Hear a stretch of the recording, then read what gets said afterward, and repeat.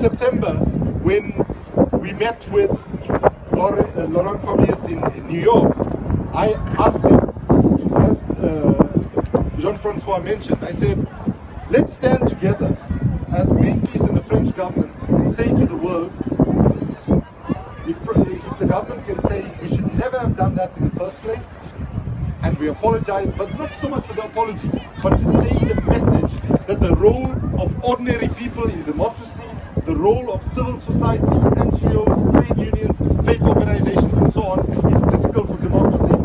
And he said in the meeting, there were 40 people in New York, he said what the French government, what was done, the sinking of the Rainbow Warrior, his description was, it was an absolute act of insanity.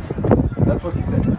So if it was such an act of insanity, why will this government not have the courtesy and the dignity and the decency to apologize, particularly to the French people, but also to Fernando Pereira's family? So, and to hear that there are members of the current government, right, going on radio today and media saying the same things that they said 30 years ago when they were denying.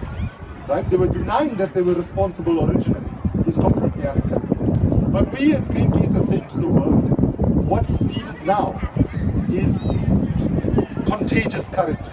Because those with power are banking on the fact that we will be intimidated. So if you look at Greenpeace and other groups right now in India, our colleagues are almost being crushed to death.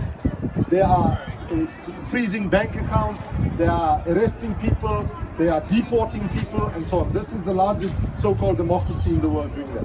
In Canada, a country that claims to be a promoter of democracy, we have seen a shrinking of democratic space when it comes to the role of civil society, and we are seeing massive law cases being brought against Greenpeace. As we stand here before you today, Greenpeace is facing about $75 million in court cases against Greenpeace. We're not worried about that because generally we win most of them.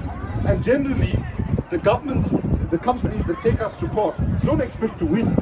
What they want to do is to actually distract us rather than fighting them.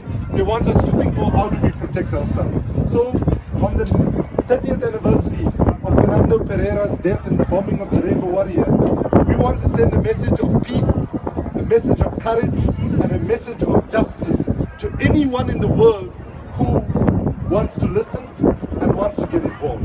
This struggle ahead of us is far too big for a handful of people. We need 1 billion acts of courage, and we need all of us to get involved. To the young people here, I want to say a special message. How many of you are under 30? Please raise your hand. And